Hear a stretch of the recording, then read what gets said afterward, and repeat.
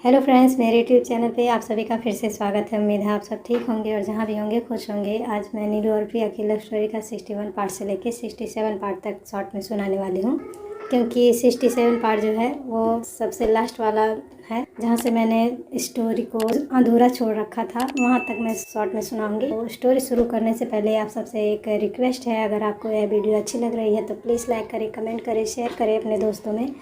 और अगर आप इस चैनल पे नए हैं तो प्लीज़ सब्सक्राइब कर दें, साथ ही बेल बटन को ऑन कर दें ताकि जब भी मेरा कोई नया अपडेट हो तो उसका नोटिफिकेशन आपको सबसे पहले मिल सके। तो शुरू करते हैं स्टोरी।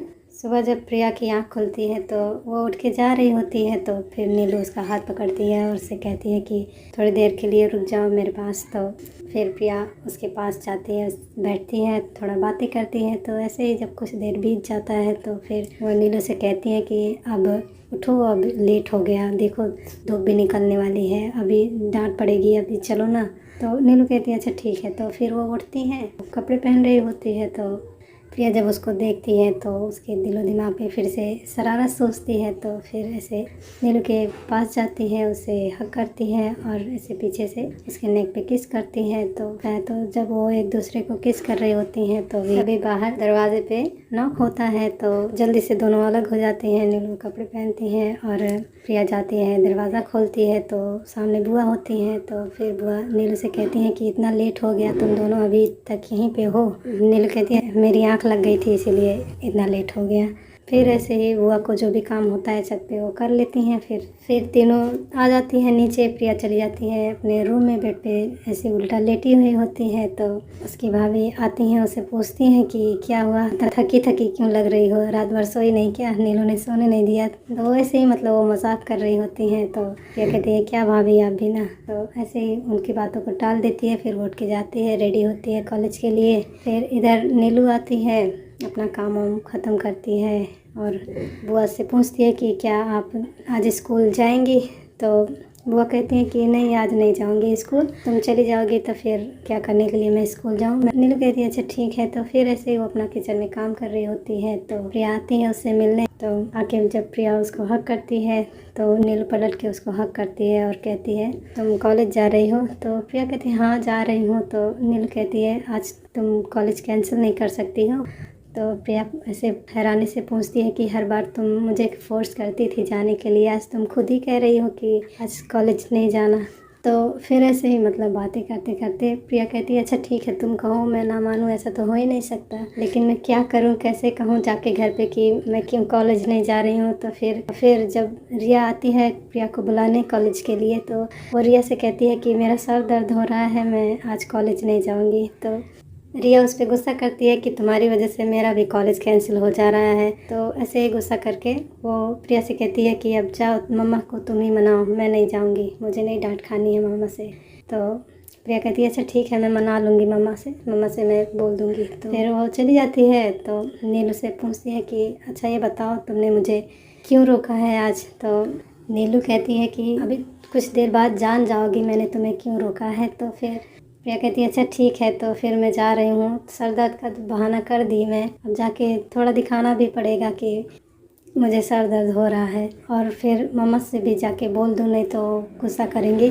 नीलू कहती है अच्छा ठीक है तुम जाओ, तो फिर मैं थोड़ी देर बाद तुम्हारे पास आऊँगी तुमसे मिलने के लिए। तो प्रिया कहती है अच्छा ठीक है आ जाना थोड़ी देर बाद। तो प्रिया इतना कहकर चली जाती है, नीलू अपना काम करती है। और फिर थोड़ी देर बाद नीलू प्रिया से मिलने जाती है तो देखती है वो बेड पे लेटी हुई है। तो वो वहाँ पे भाभी भी होती हैं, तो भाभी और प्रिया बात कर रही होती हैं। तो नीलू भी पूछती है कि क्या हुआ। तो भाभी बताती है इनको सर दर्द हो रहा है, आज ये कॉलेज नहीं जा रही हैं। तो नीलू कहती है हाँ मुझे तो पता है कितना सर दर्द हो रहा है, मतलब वो ऐसे ही सोच रही होती है, उनसे कहती नहीं है। तो नीलू प्रिया और उसकी भाभी तीनों बात कर रही होती हैं। तो भाभी उसकी चली जाती है। तो नीलू प्रिया से कहती है अच्छा तुम यहाँ पे रहो, मैं जाऊँ जाके थोड़ा मुझे काम बाकी है जाके पूरा कर लूँ। तो प्रिया कहती है रुको मैं भी चलती हूँ ना साथ में। तो नीलू उसे मना कर देती है कि नहीं तुम यहाँ पे रेस्ट करो, मैं जा रही हूँ, मैं अपना काम कर लूँगी।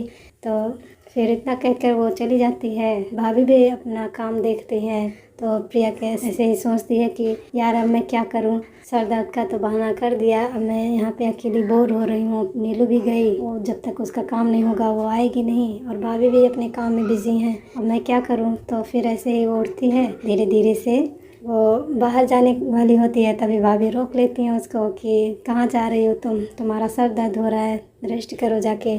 तो प्रिया कहती है अब आप मुझे वॉशरूम में नहीं जाने देंगी।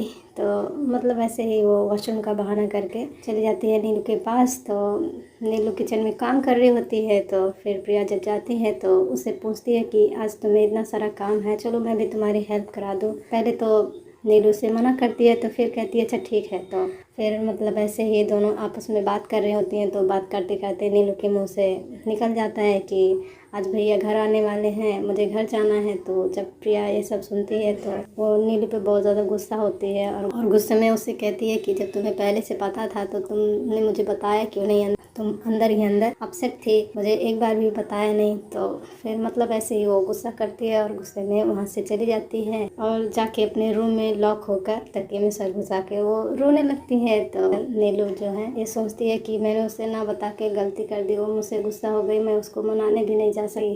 तो फिर ऐसे सोच सोच के वो बुआ के पास आती है। तो बुआ उसे कहती है कि तुम जल्दी से अपना पैकिंग वगैरह कर लो ताकि हमारे भैया आए तो तुम्हें लेट ना हो जाने में। तो नीलू कहती है अच्छा ठीक है। तो फिर वो उठ के जाने लगती है। तो वो पूछती हैं कि कहाँ जा रही हो। तो नीलू कहती है बस थोड़ी देर में मैं आ रही हूँ, अभी आके मैं पैकिंग करती हूँ, नहीं तो हो सके आप ही पैकिंग कर दीजिए। तो वो कहती है अच्छा ठीक है। तो इतना कह के नीलू वहाँ से चली जाती है और जाके प्रिया के रूम के बाहर ऐसे नॉक करती है। तो प्रिया जो है वो सुनती नहीं है, वो बस अंदर ही अंदर रो रही होती है। तो फिर भाभी भी उसकी आती हैं, प्रिया को आवाज़ लगाती हैं। तो प्रिया तो सुनने वाली होती नहीं है। तो फिर नीलू निराश होके वहाँ से चली आती है और आके बुआ के पास बैठती है, अपना पैकिंग वगैरह कर रही होती है और प्रिया के बारे में सोच रही होती है कि मैंने इतनी बार रिक्वेस्ट किया कि वो दरवाज़ा खोले, पर एक बार भी उसने मेरी बात नहीं सुनी।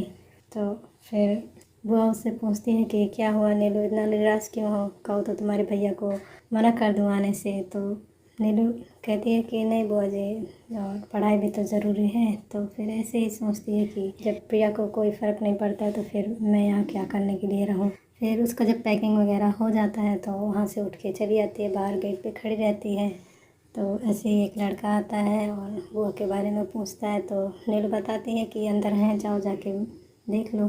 तो फिर वो लड़का आके बुआ से ये कहता है कि आपका कॉल आया है, जाओ जाके सुन लो। तो बुआ चली जाती हैं। फिर नीलू वहीं गेट पे खड़ी होके प्रिया के बारे में सोच रही होती है कि जाऊँ एक बार फिर से ट्राई करूँ, क्या पता इस बार खोल दे दरवाज़ा।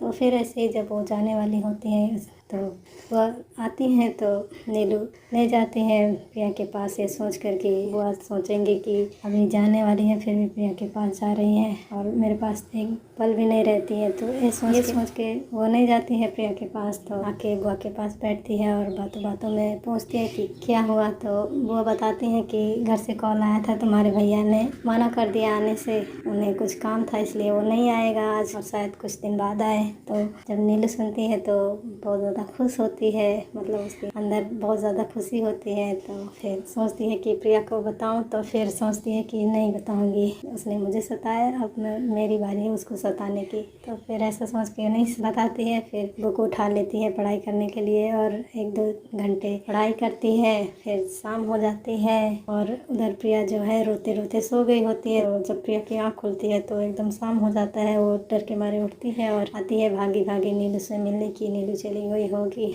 मैं उससे मिली भी नहीं। तो फिर आती हैं तो नीलू वहाँ पे होती नहीं, वो चली गई होती है वॉशरूम में। घर में से बुआ होती हैं, नीलू के कपड़े भी नहीं दिखाई देते हैं। तो बुआ से पूछती है तो बुआ से खिंचाई कर रही होती है कि हाँ नीलू चली गई है। तो प्रिया बहुत अपसेट होती है। तो फिर वो उठ के जाने लगती है। तो सामने से नीलू को आता देखती है तो वो भी बहुत ज़्यादा खुश होती है। तो फिर बुआ के पास आती है तो उनसे पूछती है कि आप मुझसे झूठ बोल रही थी, मजाक कर रही थी कि नीलू तो यहीं पे है, कहाँ गई है वो। तो फिर बुआ हंसती हैं। फिर ऐसे ही मतलब तीनों आपस में बात करती हैं। बात करते करते नीलू बुआ से कहती है मैं चाय बना के लाऊं, तो फिर वो कहती है अच्छा ठीक है जाओ बना लो। तो प्रिया भी सोचती है कि मैं भी जाऊं उसके साथ किचन में, तो बुआ उसे जाने नहीं देती हैं, बातों में उलझाए रखती हैं। तो नीलू चाय बना के लाती है, बुआ को देती है और प्रिया को भी देने वाली होती है। तो प्रिया जब लेती है तो उसके हाथ से छूट जाता है, नीचे गिर जाता है चाय, और चाय गिरने की वजह से दोनों के कपड़े गंदे हो जाते हैं। तो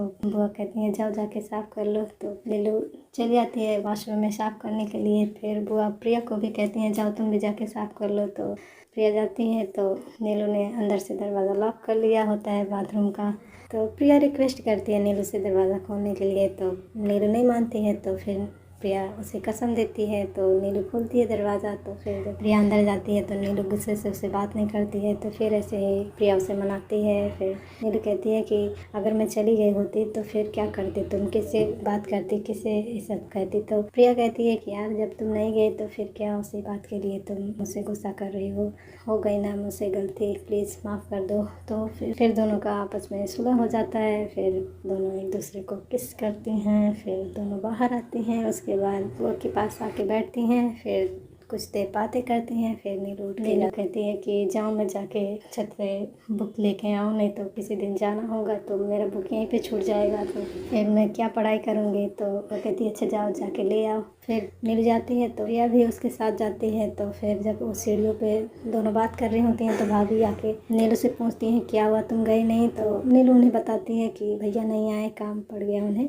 इसलिए मैं नहीं गई। तो भाभी कहती हैं अच्छा ठीक है। तो फिर नीलू उनसे कहती है कि आप दोनों बातें करो, मैं छत पे जाऊँ अपनी बुक ले आऊँ। तो फिर वो इतना कहकर चली जाती है। फिर प्रिया भी उसके पीछे जाना चाहती है, लेकिन उसकी भाभी ने उसे रोक रखा होता है। तो गाइस आज की स्टोरी बस इतना ही। आगे क्या होगा ये जानने के लिए मेरे चैनल पर बने रहें। तब तक मैं आप सबको एक प्यारा सा सॉन्ग सुनाती हूँ। कैसे जीऊँगी कैसे बता दे मुझको तेरे बिना, कैसे जीऊँगी कैसे बता दे मुझको तेरे बिना, तेरा मेरा जहाँ ले चलो मैं वहाँ, कोई तुझको ना मुझसे चुरा ले, रख लूँ आँखों में मैं खोलूँ पलकें ना मैं, कोई तुझको ना मुझसे चुरा ले। मैं अंधेरों से घिरी हूँ, आ दिखा दे तो मुझको सवेरा मेरा, मैं अधूरी एक लहर हूँ, आ दिला दे तो मुझको किनारा मेरा, जागी जागी रातें मेरी रोशन तुझसे है सवेरा, तू ही मेरे जीने की वजह, जब तक है ये सांसें मेरी इन पे है सदा हक तेरा, पूरी है तुझसे मेरी दुआ, तेरा मेरा जहाँ ले चलो मैं वहाँ, कोई तुझको ना मुझसे चुरा ले, रख लूँ आँखों में मैं खोलूँ पलकें ना मैं, कोई तुझको ना मुझसे चुरा ले। मैं अंधेरों से घिरी हूँ, आ दिखा दे तो मुझको सवेरा मेरा, मैं अधूरी एक लहर हूँ, आ दिला दे तो मुझको किनारा मेरा। अभी के लिए bye bye and take care.